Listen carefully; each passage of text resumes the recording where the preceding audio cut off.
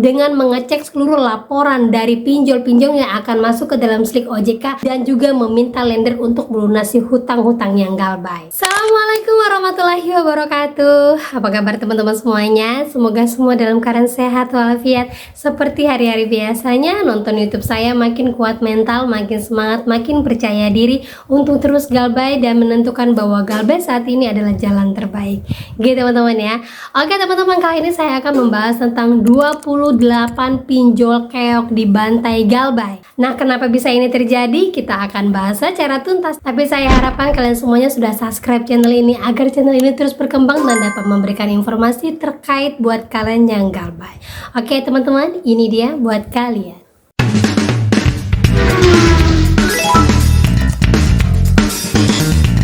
Oke teman-teman semuanya, jadi sebelumnya kita informasikan dulu ya. Jadi ada sekitar ratusan DC yang diblokir sama OJK. Saya yakin sekali, walaupun ini terkait dari nomor WA, saya yakin sekali pinjol ilegal pasti akan ada banyak cara untuk menaikkan dirinya lagi. Hanya 194 nomor pinjol ilegal yang diblokir sama Kominfo dan OJK, tetapi ada ribuan nomor dan alamat email di luar sana yang masih bergentayangan. Nah, ternyata bukan hanya nomor-nomor WA pinjol saja yang diblokir sama OJK, tetapi 43 rekening bank dan virtual account yang diduga terkait dengan aktivitas pinjaman ilegal ini juga diblokir. Nah, buat teman-teman semuanya, pengguna dari pinjol ilegal, pastikan kalian tidak menggunakan rekening-rekening itu lagi, karena sudah pasti nanti akan terdeteksi oleh Kominfo, Satgas Pasti dan juga OJK. Ini bukan rekening dari perusahaannya, tetapi rekening dari kalian-kalian pengguna pinjol. Saya yakin sekali ini juga terkait dari banyaknya laporan-laporan tentang pinjol-pinjol ilegal yang hanya mentransferkan tanpa ada pengajuan. Gitu teman-teman ya.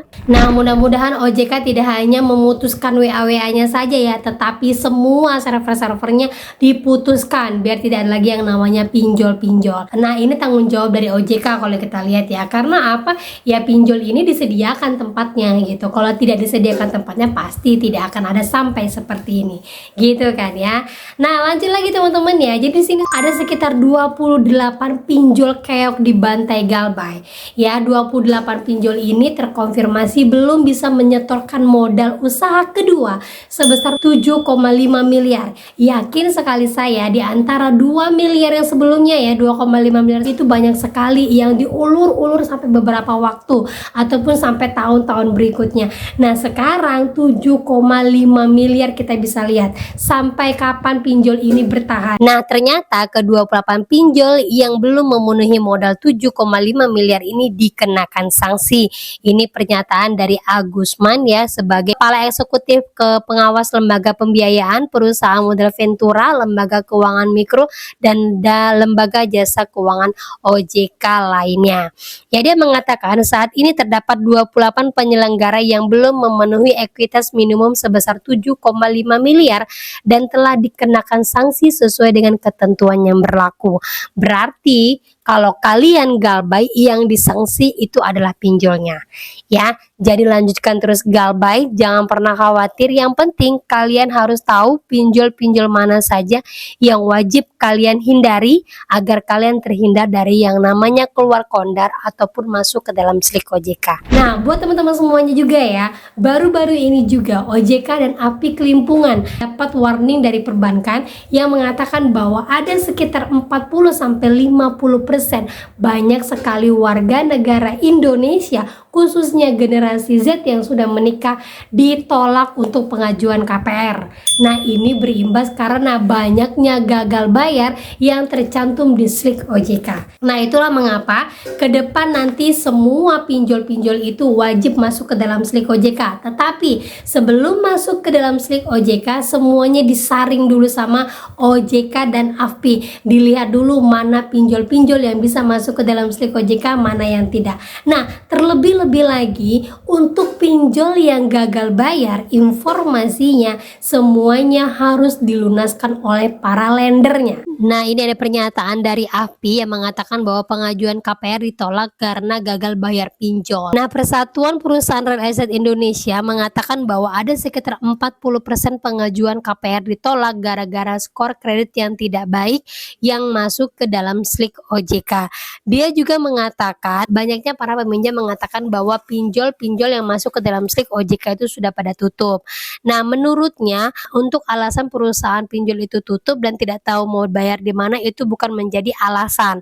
Kalau sudah masuk ke dalam slik OJK, apabila tercatat masih ada nama perusahaannya, maka nasabah bisa langsung mendatangi perusahaannya.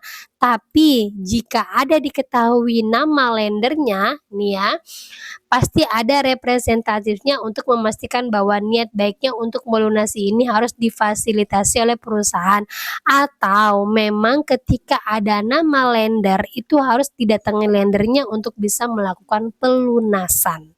Gitu teman-teman ya. Jadi maksudnya di sini ketika nama kalian sudah masuk ke dalam slik OJK, hutang tadi yang masuk ke dalam slik OJK, terus perusahaan tersebut sudah tutup ataupun perusahaan tersebut tidak bisa untuk membayarkan. Nah, kalau memang perusahaannya tidak bisa memfasilitasi untuk melunaskan hutang-hutang ini, maka yang wajib melunasi hutang-hutang orang yang gagal bayar itu adalah lendernya. Karena lender ini adalah penanam saham dari pinjol-pinjol. Gitu teman-teman ya. Jadi buat kalian yang gagal bayar untuk saat ini masuk ke dalam slik OJK, usahakan kalau emang belum ada pengajuan, gak usah pengajuan dulu ya, karena saat ini sedang sangat disoroti untuk slik OJK. Kita tunggu aja nanti sampai akhir tahun 2024 ini, kita lihat lagi apakah ada peraturan terbaru lagi yang akan dikeluarkan dari OJK, karena sampai saat ini patokan untuk slik OJK itu masih kepada lendernya. Jadi biarkan lendernya yang melunasi hutang-hutang kita yang ada dalam slik OJK. Gitu teman-teman ya. Jadi tetap fokus aja untuk galbay. Nah, itu dia teman-teman ya. Jadi buat teman-teman semua yang masih galbay atau belum bisa tuh pengajuan rumah, tidak usah dulu pengajuan rumah dalam waktu dekat ini teman-teman. Tapi kalau seandainya sudah terlanjur cicil DP kan sudah harus masuk KPR. Nah, sebelum masuk KPR, beberapa bulan sebelum masuk KPR, saya minta kepada kalian untuk cek slik dulu. Nah, jadi ini PR OJK dan AFPI banget ya, melihat dari banyaknya KPR yang ditolak ini membuat OJK dan AFPI bersikeras apa yang harus mereka lakukan. Dan salah satunya adalah dengan melaporkan slik OJK, dengan mengecek seluruh laporan dari pinjol-pinjol yang akan masuk ke dalam slik OJK, dan juga meminta lender untuk melunasi hutang-hutang yang galbay. Nah, luar biasa sekali teman-teman ya. Ini semua efek dari kalian-kalian yang galbay, efek dari kalian yang memang bersikeras sampai saat ini tidak mau membayarkannya, tidak bisa untuk membayarkannya, dan kalian lebih kuat mental lagi dari hari ke hari. Semakin semangat apapun yang terjadi, saya harus galbay dulu. Gitu teman-teman ya.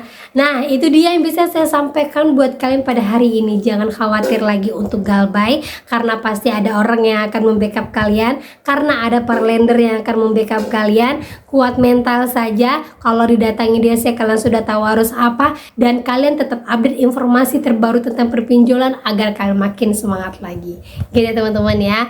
Oke, itu dia yang bisa saya sampaikan buat kalian pada hari ini. Akhir kata saya ucapkan assalamualaikum warahmatullahi wabarakatuh.